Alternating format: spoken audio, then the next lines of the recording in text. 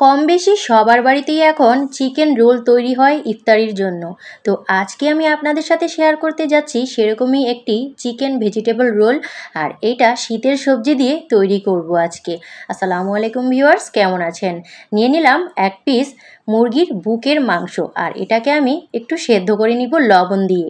এরপর দুইটা কাঁটা চামচ দেব, একটা দিয়ে এভাবে ধরবো, আরেকটা দিয়ে এভাবে টেনে টেনে কাঁটা চামচের সাহায্যে মাংসটা বের করে নিব। মাংসটা কিন্তু এরকম লম্বা লম্বা আকৃতির হবে। এখন একটা প্যানে একটু তেল দিয়ে সামান্য একটু আদা রসুন পেস্ট দিয়ে দিব। তারপর আমি এই চিকেনটাকে একটু ভেজে নিব। এরপর এতে লবণ দিয়ে দিব, হলুদের গুঁড়া, মরিচের গুঁড়া দিয়ে একটু ভালো করে ভেজে নিব। এরপর একটা মিক্স করা মশলা রেখেছিলাম, সেটা আমি এখানে অ্যাড করে দিব। এরপর এতে আমি দিয়ে দিব বাঁধাকপি কুচি, আর এই বাঁধাকপিটা কিন্তু আমি ভাপ দিয়ে পানি ফেলে দিয়েছি, তাহলে আর গন্ধ লাগবে না।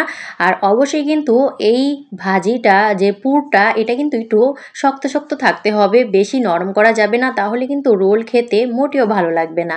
এই দিকে কিন্তু অবশ্যই খেয়াল করবেন। মটর, কাঁচামরিচ কুচি আর পেঁয়াজ এগুলো এখন দিয়ে আবার একটু আলতোভাবে নেড়ে নিব। ঝাল একটু কম হওয়াতে আমি আবার মরিচের গুঁড়া দিয়ে একটু নাড়াচাড়া করে এখন নামিয়ে নিব।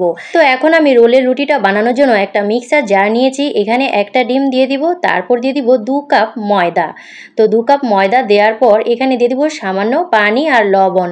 পানিটা কিন্তু আপনি পরে আরও অ্যাড করতে পারেন। দিয়ে দিব 1 ফালি লেবু। এই লেবুটা দিলে কিন্তু ভেজে রাখার পর নরম হয়ে গেলেও যে একটা ডিমের গন্ধ সেটা থাকবে না।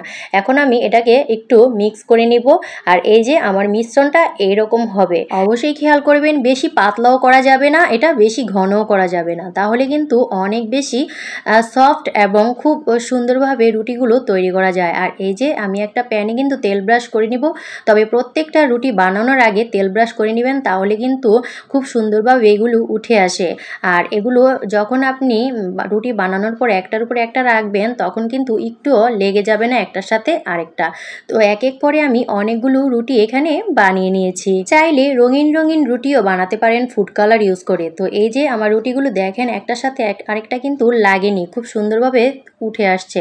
আর এখানে আমি ময়দা নিয়েছি আর পানি দিয়ে একটা আঠা তৈরি করব। তো আঠাটা তৈরি করার পর এখন আমি রোল বানাতে চলে এসেছি। আর এই আঠাটা কিন্তু রুটিটা চারপাশে দিলে খুব সুন্দরভাবে ৮-৮ভাবে আপনার এই রোলটা হয়ে যাবে। অনেকেই হয়তো করে কি এক সাইডে বা 2 সাইডে এই আঠাটা লাগান, তা যদি না করে এভাবে আপনি আঠা লাগান, তাহলে একটুও ছুটবে না আপনার এই রোল। তো আমি কিন্তু এভাবেই তৈরি করেছি প্রত্যেকটা রোল। দেখেন কি সুন্দরভাবে আমার রোলগুলো একেবারে খুব আঁটসাঁট হয়েছে। তো এভাবেই কিন্তু বানাবেন প্রত্যেকটা রোল। আর আমি এখানে একটু লেটুস পাতাও অ্যাড করেছি, যেহেতু আমার একটা গাছ ছিল লেটুস পাতার, তো সেই গাছের পাতাগুলো এখানে আমি অ্যাড করে দিয়েছি এভাবে। আর এই যে কি সুন্দরভাবে বটে নিলাম, প্রত্যেকটা রোল খুব সুন্দর হয়েছে। এখন আমি এগুলোকে ব্রেড ক্রাম্বে গড়াগড়ি খাওয়াবো, তাই এখানে একটু মিশ্রণ রেখে দিয়েছিলাম।